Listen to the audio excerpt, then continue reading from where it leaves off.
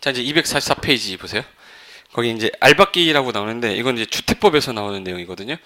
알박기라는 거는 예전에 뉴스를 통해서 들어보셨을 거야. 알고 박았다는 얘기죠? 네. 뭐로 박은 거 아니라 알고 박은 거야. 그럼 뭘 박아놓은 거냐면 현대건설이, 여러분 제일 잘 아는 현대건설이 그때 이명박 그 대통령 옛날에 사장일 때, 현대건설 사장일 때 그 아파트 부지를 매입을 할 때 현대건설은 자기네가 아파트를 지어서 팔아먹을 사람이죠. 공익 목적이야? 사적 목적이야? 그렇죠. 이제 거기서 사적 목적이 들어가야 돼. 얘네들가 이제 부지를 매입을 해야 되는데 부지 매입하기 전에 이 토지 소유자들이 있을 거란 말이야. 이 소유자들의 땅을 강제로 수용할 수는 없으니까 A란 사람, B란 사람, C란 사람 다 협의를 통해서 땅을 취득해야 돼. 이거 협의 취득이라고 그래요.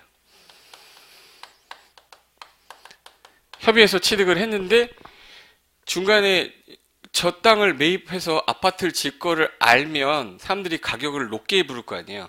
그러니까 사람들이 저걸 비싸게 팔았을까, 싸게 팔았을까? 어떻게 알았어? 비싸게 팔겠죠. 내 땅이 없으면 너 아파트 개발 못 하잖아. 그러니까 얘네들이 많잖아요. 공개하고 해요. 몰래 지주가업 시작하는 거야. 몰래 지주가업 시작하는 거야. 그래서 이제 땅을 매입하다 보니까 이렇게 된 거야. 이렇게. 이 땅 중에서 어떤 애가 나타나냐면 갑이라는 애가 현대건설 이사 중에 친구가 하나 있었던 건데 걔가 정보를 빼준 거야. 정보를 빼주니까 요 땅이 지금 현재 매물로 나왔는데 이게 500만 원 정도 되는 조그만 땅이야. 한 10평도 안 되는 땅이야. 근데 얘가 이걸 사는 거야. 이걸 1000만 원 주고 사는 거야. 1000만 원 주고 사서 얼마짜리 땅을. 근데 500만짜리 땅을 만약에 그 2배 준다고 그러면 웬만하면 냉큼 팝니다. 팔리지도 않은 땅인데 2배 주겠다잖아 지금. 그럼 1000만 원 준다고 그러면 팔겠지. 그럼 이제 얘는 이제 샀어. 1000만 원 주고 사가지고 저거 땅을 갖고 있으면 요 땅을 지금 현재 얘네가 뭘 해야 되지 이제? 협의 취득해야 되죠. 왜? 저 가운데 땅을 샀을까? 왜? 요 땅을 사게 되면 나중에 땅 파세요 그러잖아요. 안 팔아 그러면 이렇게 아파트 단지 이렇게 해버리면 돼요.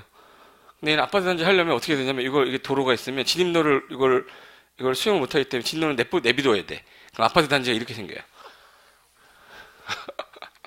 이렇게 생겨 아파트 단지가. 아파트 단지 여기 202동이야 여기. 202동에서 여기 보여 이 집이. 302동에서 보여. 일조제한 걸려서 이만큼 잘렸어 얘네들이. 이렇게 건물 이렇게 계단식으로 돼 있을 거 이렇게. 얘 때문에 건설하는 사람 불편하죠. 그러면 이제 저걸로 수용할 수는 없거든. 민간 건설회사가 공익도 아닌데 어떻게 수용을 하냐. 그러니까 얘는 어쩔 수 없이 이제 협의 취득을 해야 되니까 여기 현대건설에 있는 예를 들어서 과장이 김 과장이라고 할게요. 이제 토지 매입 파트에 있는 애야. 그럼 이 땅을 사러 가야겠죠? 누구 만나야 돼 이제? 갑 만나야지. 갑한테 땅 파십시오. 제가 듣기로 실제 거래 금액이 1000만 원에 사셨다는데 저희가 2000까지 드리겠습니다. 2000만 원 드리겠습니다. 그럼 이제 갑이 뭐라고 그럴 것 같아요? 안 팔아 그래요. 안 팔아. 나 못 팔아. 그러면 얘가 그럼 이제 돌아가야지 어쩔 수 없지 안 판다는데. 그럼 이제 가면 이제 김 과장이 이제 정부장한테 이제 욕 먹기 시작하죠. 너 하는 일이 뭐냐? 너 이러다가 네 자리 위태위태로 그러니까 빨리 가서 한 번 더 해. 3000까지 써도 좋아. 그럼 내가 또 가겠지. 얼마까지 주겠다고? 3000만 원 드릴 테니까 파세요 그랬더니 안 팔아. 한 번만 더 오면 내가 너 확 죽어불란 게 오지 마. 그럼 얘 어떻게 겁먹고 가야지? 그럼 이제 정부장이 가만히 이제 정부장한테 보고하면 얘가 가만히 있어 안 있어? 야 너 내가 할게. 얘가 이제 4천 드리겠대. 4천만 원 드릴 테니까 파세요 그러면 자기는 눈에 가시가 모려 들어갈 때까지 절대 자기는 못 파겠다. 그래서 이 사람이 안 팔겠대요. 그럼 얘 다시 돌아가야 되죠? 그럼 이제 어디까지 올라간 건지 현대건설 사장까지 갔겠죠? 그럼 사장이 이제 직접 와야지. 이제 명박이 아저씨가 온 거야. 간단하게 묻겠습니다. 원하는 게 얼마야? 딱 그러는 거야. 멋있죠? 얼마면 돼? 이렇게 한 거야. 얼마면 돼? 얼마면 돼? 그랬어. 그럼 얘가 이제 얼마면 돼? 나 50억? 이러는 거야. 50억 아니면 난 절대 안 팔아. 이러는 거야. 그럼 이제 얼마면 되냐고 그랬더니 얼마짜리를 500만 원짜리 얼마에 사서 1000만 원 사서 50억 아니면 안 파겠다 그랬어요. 그러면 제 입장에서는 현대건설에서 저거 사야 돼 안 사야 돼? 안 사게 되면 나머지 사는 게 다 난리가 나는 거잖아. 울며 겨자 먹기로 사야 될 수밖에 없는 상황이니까 이 50억 주고 만약에 샀다면 가만히 보시면 땅 가격이 올라간 거네. 아파트의 가격은 건축비 있죠. 건축비하고 이 땅값이 뭘로 가요? 택지비로 가. 그럼 이거를 더해서 우리 일반적으로 분양가라고 그래요. 뭐가 증가된 거네? 그렇죠, 그렇죠. 분양가가 올라간 거잖아요. 쉽게 말하면 분양가가 올라갔기 때문에 지금 현재 저 아파트 가격은 비싸단 말이에요, 이제. 그럼 저것만 비싸요. 이제 옆에 있는 아파트도 같이 올라가. 집가 앙등에다가 옆에 있는 아파트 다 같이 올라가요. 누구 하나 때문에. 값 하나 때문에. 그래서 이놈이 알고 박아서 무슨 받기 한 거예요? 알받기. 그래서 옛날에 2003년, 뭐 2004년, 이때 뉴스에 보면 알받기 뭐 아파트 짓는다고 막 그때 막 한참 막 될 때 알받기 성행 막 해서 뉴스에 나오고 그랬어요. 그래서 2006년도에 건설회사들이 가만히 있었겠어요? 뭐였겠어요? 맨날 우리 힘든 거 저거 아니냐. 그래서 이제 협회에 이제 어떤 국회의원 한 명 구호 삼았겠죠. 그래서 법을 좀 바꾸자. 그래가지고 우리한테 무슨 권한이 없기 때문에 수용 권한이 없으니까 그러면 강제로 뺏는 비슷한 권리를 만들어야겠다 해서 만든 게 매도 청구라는 게 들어왔어요. 무슨 청구예요? 매도 청구. 매도 청구라는 게 들어왔다는 얘기는 매도를 청구하는 거 법원에다 소송 거는 거예요. 그래서 일정한 요건을 갖췄을 때 요건을 갖추면 매도 청구할 수 있는 권리를 줘서 이걸 뺏어버리는 거랑 비슷한 효과를 내는 거야. 그럼 지금 현재 얼마 주고 샀죠 지금?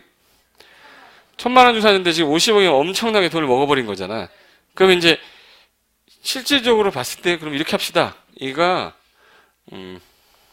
아파트 개발 사업 하려면 지구 단위 계획이 결정이 돼야 되거든요.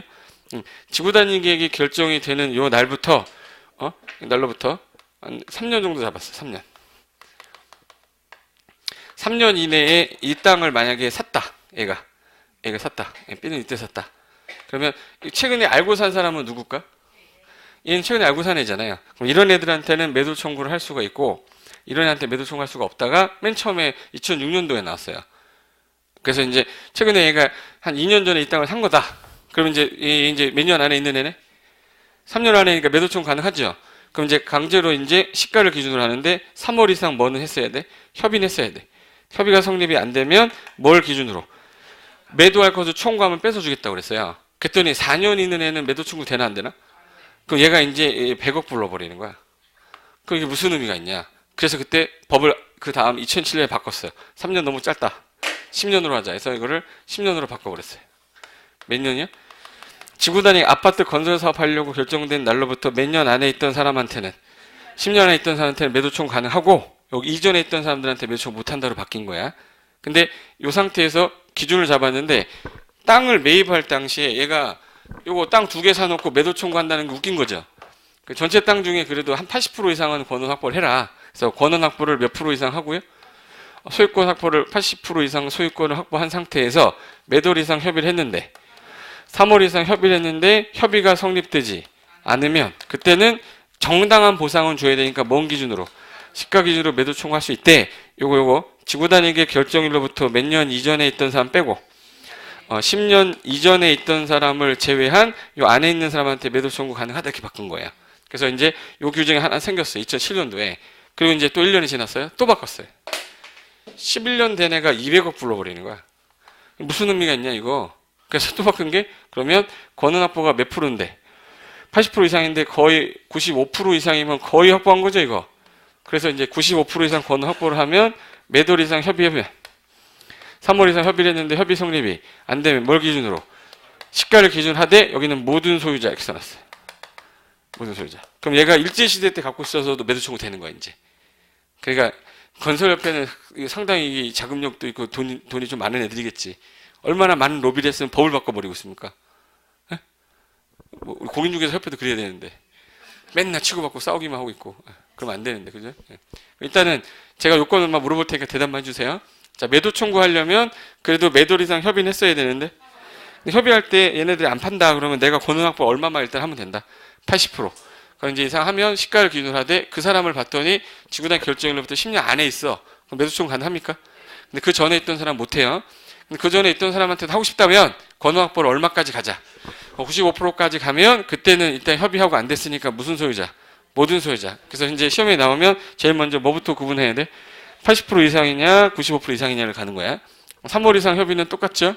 시가를 기준으로 하면 똑같아. 네, 80%에서 95% 미만일 때는 몇 년 안에 있던 사람. 근데 95%면 무슨 소유자로 바뀌어요? 모든 소유자로 바뀐다. 이거만 하면 돼요. 여기 알박기 방지 사례. 그래서 여기 27번 가볼까? 알박기에 대해 정확하게 이해하시려면 건축법 상식을 좀 알아야 되는데, 예를 들어서 아파트를 건설하기 위해서 어떤 사람이 미리 정보를 얻어 아파트를 지으려는 땅 중앙에 조그만 땅을 사고 자취를 감춰요. 연락을 끊어버리면 이제 아파트를 지으려는 사람이나 조합이 그 땅을 사려고 할 건데, 그 땅을 못 사게 되면 그 경계선의 건물 높이 절반 떼어서 아파트 건설해야 되지, 기존 땅가 진입하는 도로도 폐쇄 못하지, 도로를 폐쇄하게 되면 그 땅 맹지되니까 건축이 금지돼서 도로 확보해주고 놔둬야 돼요. 그런 점을 감안할 때, 이거 알박기를 하고 연락 끊어놓고 땅값을 터무니없는 가격 올려서 되팔아 먹는 경우가 있다. 그렇다면 땅값은 누가 부담하게 되는가? 당연히 분양받은 사람이 가져가는 떠안는 거지. 조합원이 저 돈 다 낸 거예요. 예. 아니 땅값 1,000만 원이면 될 걸 가지고 지금 50억을 썼잖아. 49억이 땅값이 들어간 거 아니에요. 예. 그러니까 이 부분에 대해서 조합원도 부담이 되니까, 물론 정당하다고 말하는 사람도 있어. 왜? 아버지가 주신 땅이라고 그래서 죽어도 못 팔겠다 그럴 수도 있잖아요. 근데 이거를 악용하는 사람들이 있으니까, 그러면 미리 정보를 빼기 위해서 반드시 이제 저 현대건설 이사하고 만났겠죠. 만나서 무슨 돈을 줬겠네? 검은 돈을 줬겠지. 예. 왜? 어디서 만나요? 항상? 바에서 만나. 갑하고 그 기사가 바에서 만나. 바. 이렇게 생긴 바야. 긴 의자 같은 거 동그란 거 안고 있겠죠? 그리고 이제 얘는 바바리 입고 와요. 그러니까 이제 위스키 한 잔 주세요. 그럼 얘도 저도 위스키 하나 주세요. 색깔이 똑같네. 이놈이다. 이놈한테 그럼 여기다가 여기 그 회색 본트 있죠? 딱 넣으면 이 사람 여기다 종이를 싹쫙 줘요. 그럼 이제 얘는 수고하십시오 하고 가요. 그럼 이제 얘는 요거 정보 딱 보고 이 땅을 사는 거지. 검은 돈이 이렇게 가는 거잖아. 내부자들 봤어요? 또 영화도 안 보고 또 내부자들은 꼭 봐야 되는데. 이번 크리스마스 때 할 일 내가 얘기해 줄게요. 내부자 아직 안 내렸나? 그거 봐야지 이제 부동산 이해가 될 수도 있어요. 그렇게 봐야 돼. 정책적으로 어떻게 변화가 되고 있는지. 이병헌 이미지가 좀 안 좋았었는데 이번에 그것 때문에 이미지 엄청 다시 좋아졌어. 연기는 진짜 나랑 비슷하게 잘해. 와, 사투리 쓰는데 그냥 전라도 사투리 쓰거든요. 그 하려고 얼마나 노력을 했는지. 그 사람을 보니까 그래도 연기 잘하면 뭐든지 다 되는구나. 잘생겼잖아. 키만 좀 작을 뿐이지만 목소리가 좋잖아. 예. 그죠? 꼭 한번 보고 오세요. 그 다음에 이제 이해가 될 거야. 비리가 어떻게 일어나는지, 내부자들이 어떻게 비리가 있는지는 그걸 좀 봐야 돼. 이렇게 검은 돈 왔다 갔다 거리니까 안 되겠다. 그래서 조합의 입장에서는 분양가 상승이 되기 때문에 피해가 발생하니까 이 알박기라는 걸 가만 놔둘 수가 없다는 전제하에, 그러면 입법을 다시 합시다. 그래서 법을 하나 만든 거예요. 그래서 만든 제도가 무슨 청구권? 아까 했던 매수 청구하고 달라요. 매수 청구는 사주세요라는 겁니다. 매도 나한테 팔아라라고 하는 청구 소송 제기하는 거야. 그래서 거기 A라는 애가 R을 박아놨을 겁니다. 그림에. 자, 매입은 1,000만 원 해놓고 사라. 매도계 사라. 10억. 그럼 갑건설이 1,000세대 지으려고 하는데 저 매입 비용만 벌써 10억이 들었잖아. 그러면 민간은 무슨 권한이 없다 보니까, 소유 권한 없다 보니까 어쩔 수 없이 사는 경우가 생기니까, 그걸 막기 위해서 첫 번째 요건 몇 프로 이상 권원 확보해야죠. 그리고 나서 매도 이상 협의를 했는데 안 됐어. 그럼 뭘 기준으로? 시가. 그때는 매도 청구할 수가 있습니다. 일단 여기까지는 됐죠? 그리고 법원에다가 매도 청구 소송 가능한데, 아까 전에 80이 아니라 매수로 바뀌었을 때 95로 바뀌면은 그때는 뭐로 가요? 모든 소유자. 그래서 밑에 그림 박스 밑에 길게 돼 있는 박스 있을 거야. 1A가 만약에 저 알박기 한 놈이 지구단위계 구역 지정 10년보다 이전에 있었던 사람이야.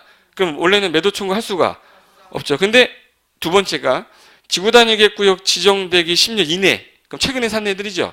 걔한테는 매도 청구할 수가 있어. 근데 여기서 문제됐던 애는 1번이었잖아요.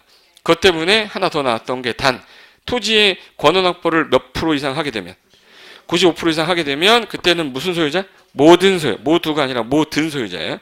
모든 소유자에게 매도 청구할 수가 있다. 그래서 밑에 매도 청구 사진 하나 보실래?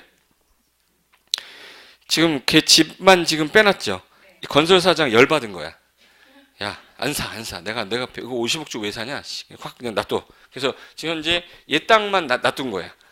얘 땅만 놔두고 도로는 폐쇄 못 한댔죠. 도로는 남아 있는 거야. 그럼 이제 얘는 이제 여기서 살아야 되죠. 이거 땅 완전히 파버리고 가만 놔두는 거야. 떨어져 죽을 때까지. 그 담배 피러 나면 떨어져 죽게 생겼잖아. 그죠? 그 라인에서 이제 이렇게 해가지고 네 땅 빼고 내가 파버리겠다 이렇게 해버린 거야. 이게 과도한 알박기 이런 거 방지하려고 만든 규정이 무슨 청구권이라고요? 매도 청구권이에요. 그러니까 결론은 수용이 안 되니까 비슷하게 만들었네요라고 보시면 돼요. 강제로 수용할 수가 없으니까 소송으로라도 뺏어버리겠다고 만든 게 매도 청구권이에요. 옛날에 이거 2000 몇 년도에 나왔다고? 2006년도에요. 제가 2004년도 강의할 때였는데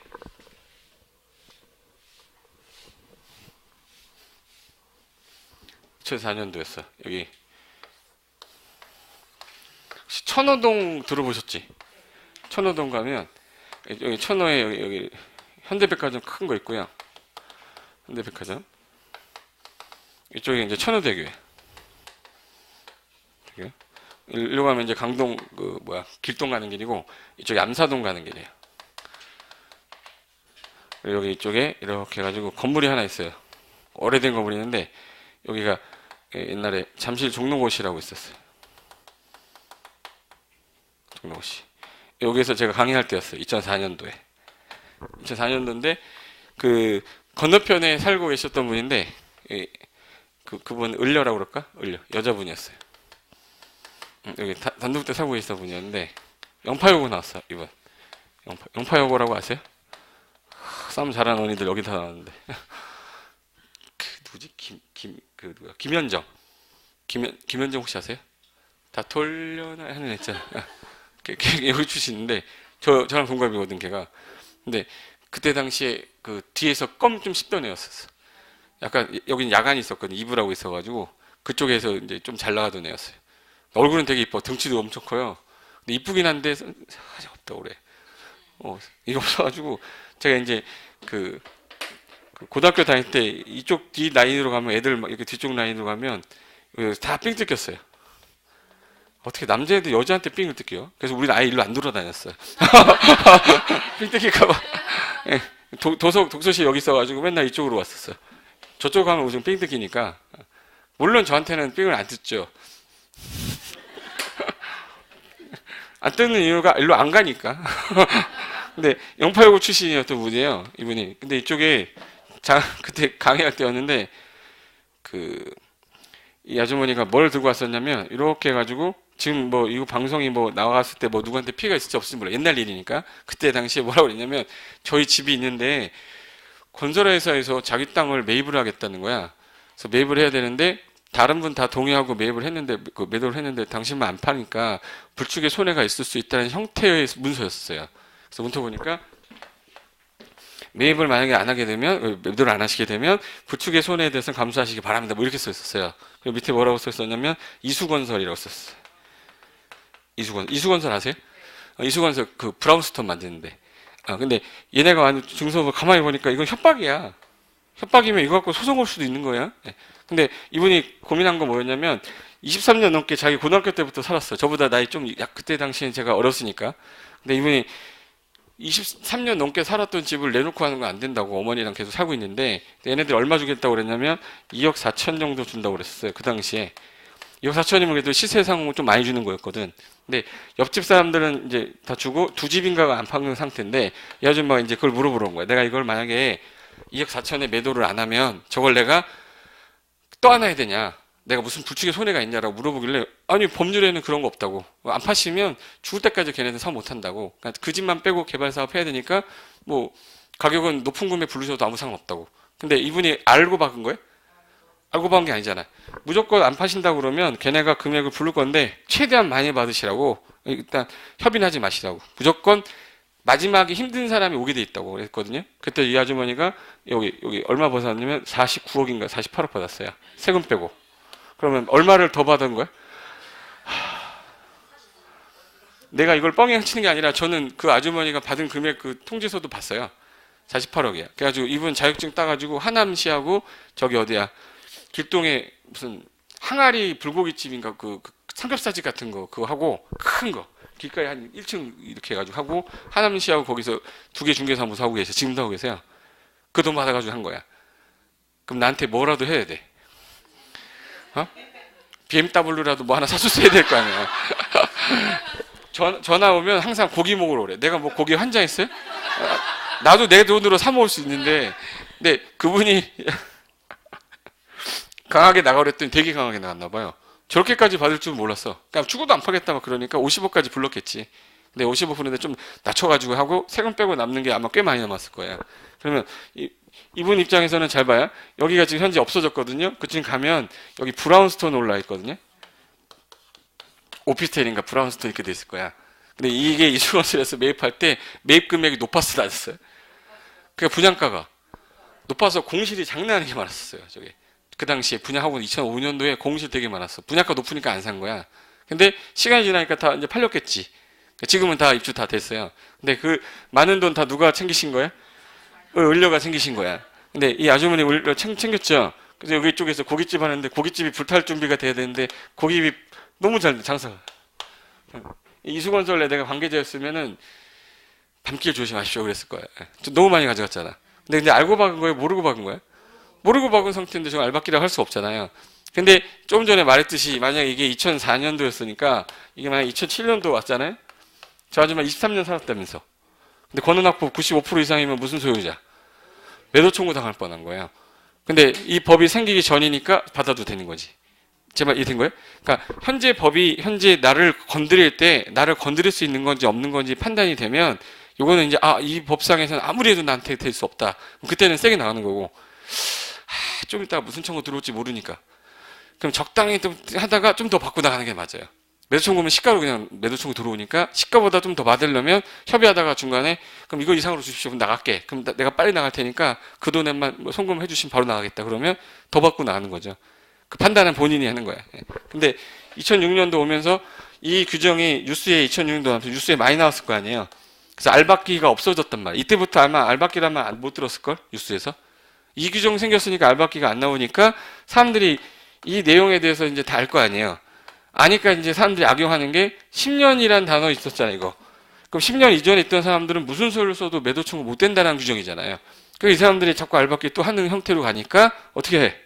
이게 나온 거예요. 95% 정도 확보되면 그냥 무조건 무슨 소유자다. 그러니까 이 규정 1년 뒤에 또 개정이 된 거지. 조만간 또 바뀔 수도 있겠지만 더 바꾸면 수용이랑 똑같잖아요, 이거. 그러니까 더 못 바꾸는 거예요. 몇 프로는 내가 조건을 주겠다. 95%. 그래서 여기 매도 청구는 하는 거 그 정도만 알고 계셔도 돼. 옆에다 써놓으세요. BMW 이렇게 써놓으세요. 가도 알박기. 그러니까 사람 인생 달라지는 거지. 그 아줌마 아마 남편한테 엄청나게 아마 남편이 살살 기고 살 거야 아마. 이 집이 그 아줌마 이름으로 돼 있으니까. 어머니가 주신 거니까 그 뭐 남편은 들어서 산 거 아니야. 그걸 와이프 잘 만났다 그러죠. 와이프를 잘 만난 거야? 고상철을 잘 만난 거야? 고상철 잘 만난 거지. 거기 하나 또 조심할 거 하나 있는데. 잠깐만 보실래? 이거 잠깐만 봐요. A가 지금 현재 권은학부 아까 몇 프로 하면은 매도 청구할 수 있어 최소? 그럼 여기 A란 애가 7년 정도 소유했던 거예요. 그럼 얘 매도 청구할 수 있어 없어? 있죠. 근데 얘가 상속받을 수도 있잖아. 상속받으면 A-가 있었겠네. A-가 이 사람이 가진 게 예를 들어서 7년 갖고 있었어 이분도. 돌아가신 거야. 그러면 이분이 갖고 있던 기간 합산해 줘야 돼요? 합산하면 안 돼요? 매매한 게 아니잖아 이거. 그럼 얘 기간은 뭐 해주는 걸로 가야 돼? 합산. 그러니까 몇 년이 되는 거예요?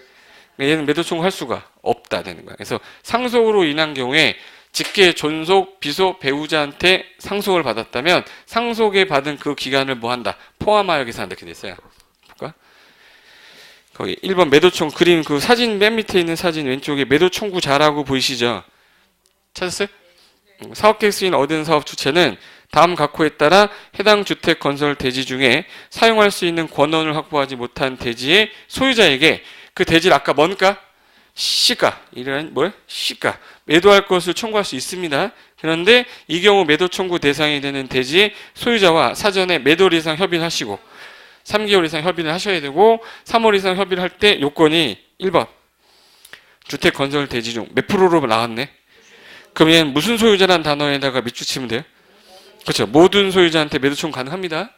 근데 오른쪽에 2번은 1 외의 경우니까 몇 프로가 안 됐다는 얘기예요. 95% 이상이 안 됐다는 얘기는 80%에서 95% 미만이라는 뜻이에요. 외의 경우에는 사용권을 확보하지 못한 소유자 중에 지구단위계획구역 결정고 시일 10년보다 이전에 해당 대지 소유권을 취득하여 계속 보유하고 있는 자를 뭐하고 제외하고 10년 안에 있는 자에게만 매도 청구 가능됐다. 그렇게 된 거야. 근데 가로에 대지의 둘째 줄 가로 있죠. 대지의 소유기간에 산정할 때 대지 소유자가 직계 비속, 존속, 배우자로부터 뭐 받았네요? 상속으로 취득했다면 피상속인의 무슨 기간은? 소유기간은 뭐 해줘야 돼? 합산해줘야지. 그러니까 피상속인의 기간은 합산한다고. 됐어요. 그리고 이제 이번 리모델링 조합은 여러분 아직 안 배웠으니까 나중에 리모델링 주택 조합은 결의 찬성을 하면 매도 청구해버립니다. 그리고 3번의 법률의 준용이라는 거는 매도 청구는 집합건물법을 배우면 나중에 여러분 민사특별법 배울 거예요. 그 집합건물법 배울 때 거기 매도 청구라는 규정 그대로 갖다 준용한다 하게 됐어요. 그리고 구분소유권, 대지사용권 전부 다 사야 되기 때문에 기타 모든 권리다 다 매도 청구 대상이 되는 권리로 보겠다. 됐고 28번 갈까? 자, 28번하고 29번은 묶으십시오. 관보하고 공보라고 되어 있는데 보자가 그 알릴 보자거든요. 알린다는 얘기, 관에서 알린다. 중앙정부에서 알리는 소식지를 관보라고 해요. 공보라는 건 공공기관인 지자체를 말하는 거야. 그럼 지자체에서 알리는 소식지는 뭐라고 하면 되겠네? 공보. 그럼 만약에 국토교통부 장관이 이번에 이러이러한 사안에 대해서 공포하겠다. 그럼 어디다가 고시하면 돼요? 관보에 고시하면 돼요. 근데 서울시장이나 경기도지사는 어디다 하면 돼? 공보. 그래서 시도 공보라고 하고 시보라고도 하는 거야. 시도 공보 이렇게 하는 거야. 중앙관서 국토교통부에서 하는 건 뭐겠네? 관보. 그래서 이제 나중에 국토교통부 장관이란 표현이 나오면 뒤에 관보에 고시한다 이렇게 써 있을 거고요. 시도지사란 말이 주어로 나오면 어디다가 고시한다. 공보에다가 고시한다 이렇게 나오는 거예요. 이게 된 거죠 이건? 예. 그래서 얘네가 만드는 소식지를 관보 공보라 한다. 그리고 협의심의 10번하고 30번하고 31번 묶으세요. 30, 31 묶으시고 행정기관이 어떠한 사안에 대한 계획을 짤 때 제일 먼저 해야 될 일은 주민의 의견을 들어야 됩니다. 네, 대한민국은 자유민주주의 국가이기 때문에 국민의 의사 참여가 반드시 있어야만 해당 결정에 대한 사안에 대해서 나중에 욕을 안 먹기 때문에 의견 청취란 제도가 있는데 협의하고 심의라고 해요. 협의하고 심의. 공법에서 제일 많이 나오는 게 의견 청취, 협의 심의 나와요. 그래서 줄여서 이걸 의협심이라고 그래요. 한번 따라해봐. 의협심.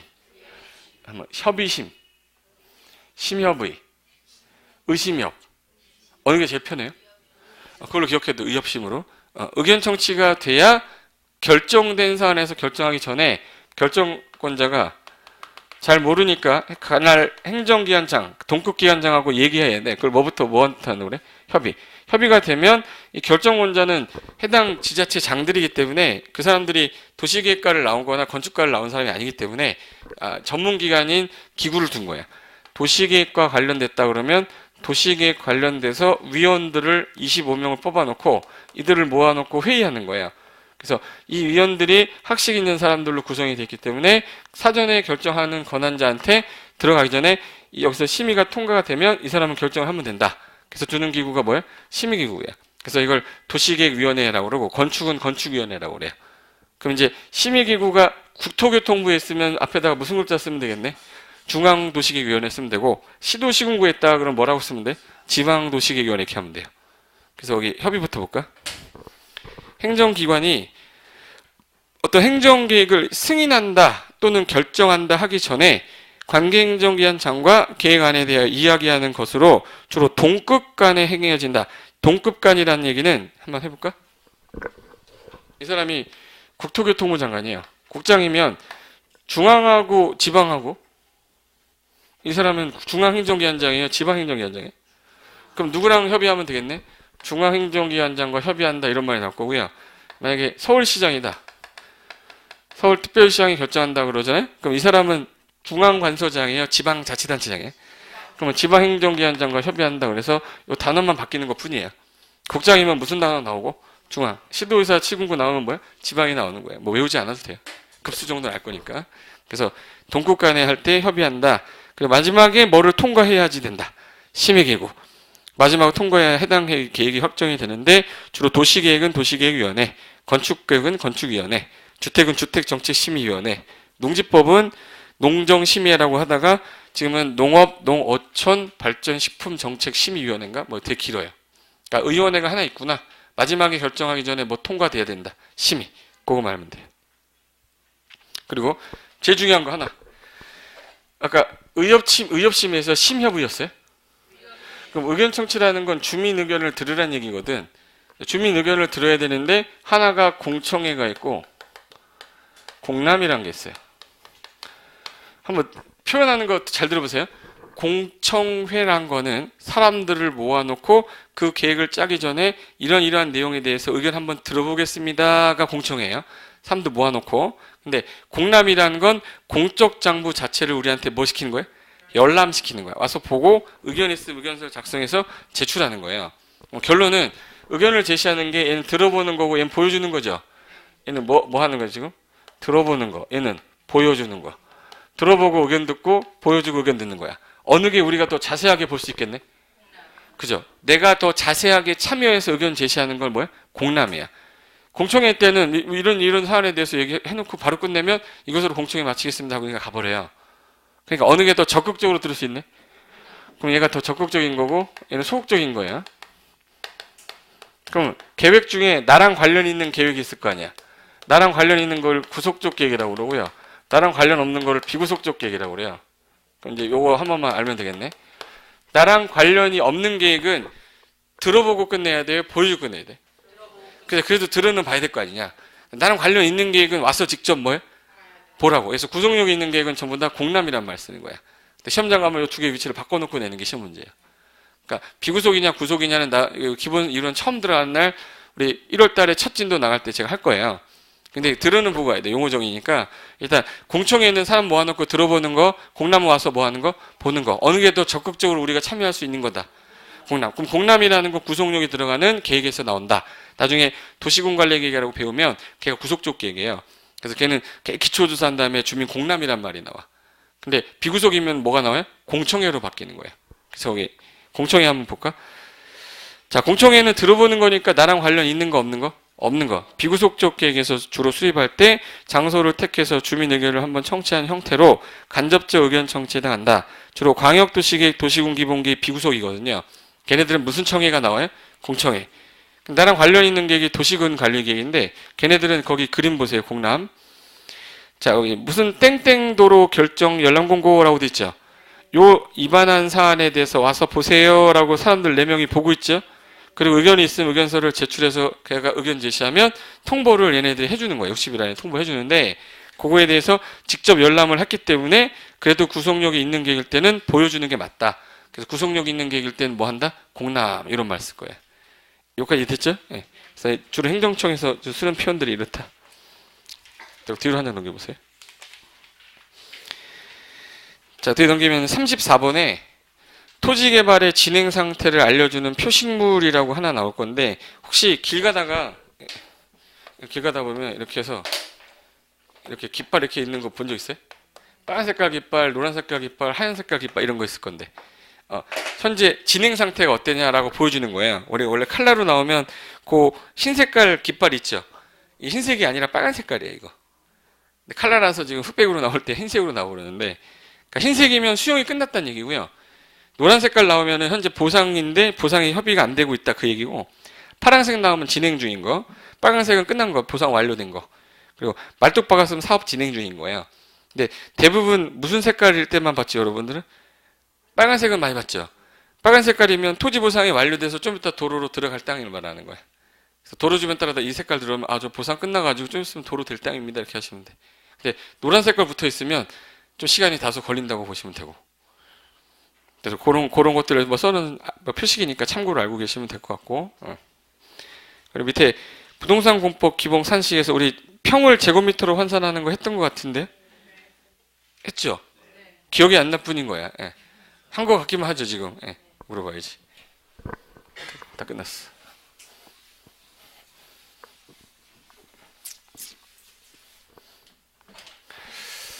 (1평이) 몇 제곱미터죠? 1평? 3.358 제곱미터. 이거는 아셔야죠. 예. 1제곱미터는 몇 평이에요? 0.3025평. 요것만 일단 알고 계시면 돼. 우리나라는 다 무슨 단위 쓰기 때문에. 그럼 제곱미터 보면은 0.3025 곱해야 되는데 0.3025 곱하기가 좀 어려웠었잖아요. 곱하기 그래서 야 공연은 빼버리고 0.3 곱하자 그랬는데 이것도 짜증나니까 이거 뒤로 뺐었죠.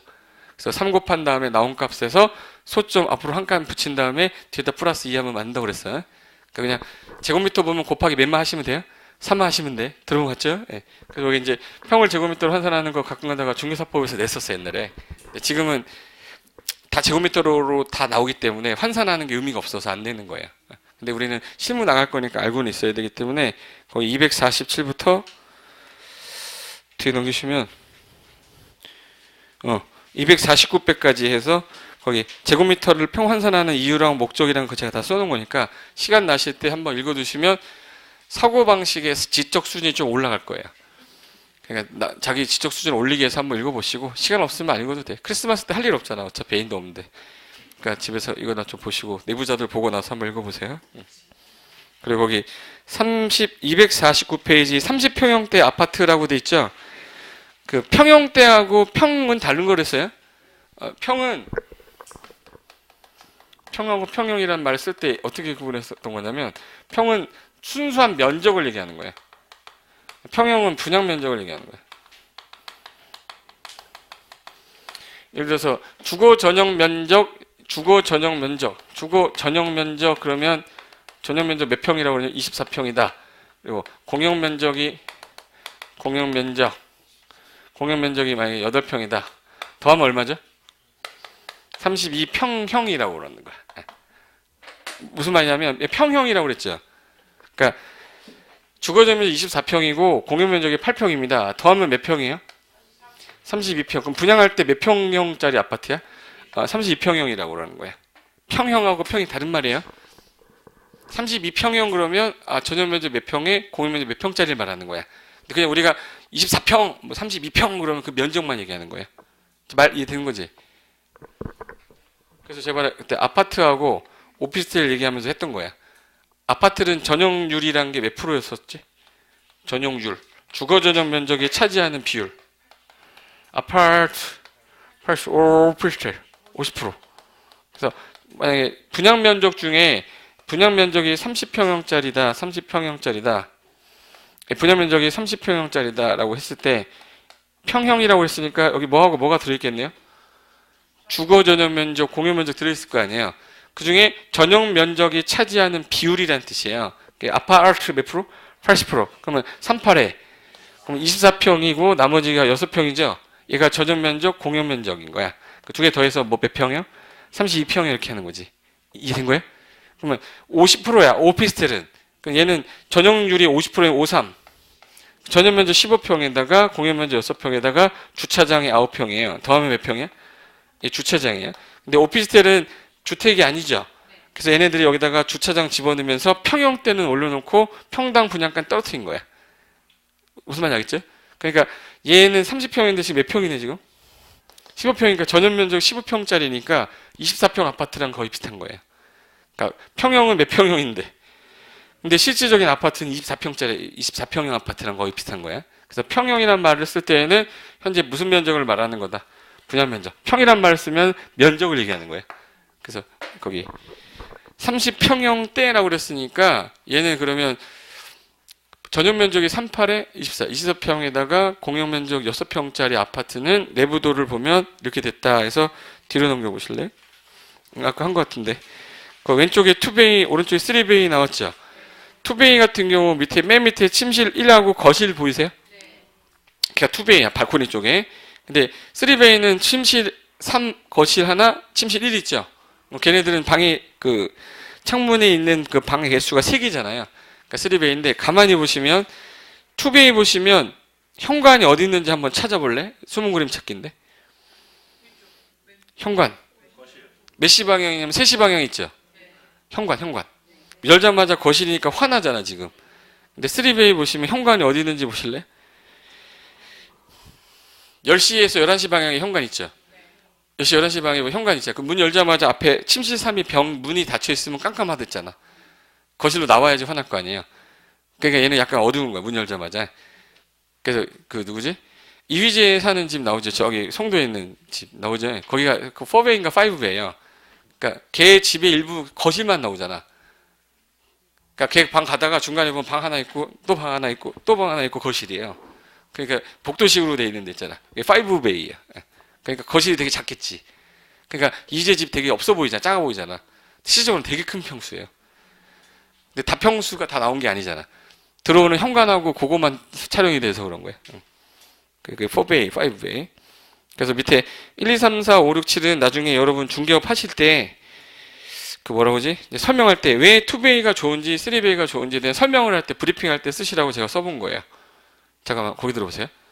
중개업을 하고 있는데 내 문을 이번에 자격증을 따서 개설 등록을 해가지고 사무실 열었어. 근데 아파트 단지야 내가. 근데 아줌마가 애 둘을 데리고 왔어. 남편이랑. 무슨 베이로 가야 돼? 3베이 가야지. 애 둘이잖아. 신혼부부야 그러면 2베이. 그 라이프 스타일이 다르기 때문에 애들 있는 방 쪽에 창문을 넣어줘야 되니까 3베이를 보여주면 그 사람들 좋아한다고. 근데 신혼부부는 환하고 넓은 거 좋아하거든요. 그러니까 예를 들어서 그 아기가 없으니까 활동을 그냥 안방에서도 하고 거실에도 하니까 그 사람들은 이제 큰 평을 더 좋아해. 둘이서 영화 보고 그러려면 큰 집 가야 되잖아. 그래서 2베이 같은 거 좋아하니까 그 2베이 장점하고 3베이 장점의 차이점 관련된 걸 설명한 거니까 참고 읽어두시면 될 거예요. 시험엔 안 나옵니다. 네. 그래서 참고 이렇게 하시면 돼. 알아두기는 면적 관련된 거 한 거고. 자, 그러면 뒤로 넘기면은 끝났네. 네, 됐어요. 그래서 됐고, 이제 이거 기초 강의 관련돼서 용어 정리는 다 했으니까 이제 기본서가 아마 1월달 초에 나오면 그때부터는 이제 그 법률이에요. 다 법조문이야. 그래서 이제 지금 했던 걸 내용을 살 붙여가지고 슬슬 들어가는 거니까 지금까지 한 거는 그냥 맛보기라고 생각하시고 1월달부터는 새해 다짐을 잘 하고 오시면 됩니다. 그래서 다음 주는 좀 집에서 충전 좀 하고 1월달부터는 이제 빡치게 아마 2시까지 할 거예요. 1월달부터는 2시까지 할 거니까 3시간을 하시는 거 아닙니다. 민계공은 거의 다 2시 전에 끝날 건데 2시 정도 전후에서 끝난다고 보시면 돼요. 그래서 1월달부터는 점심 식사를 좀 뒤로 약속 있으면 좀 뒤로 미루셔야 돼. 2시 이후로. 아셨죠? 자, 오늘 여기까지만 하겠습니다. 새해 복 많이 받으시고 다음에 뵙겠습니다. 수고하셨습니다.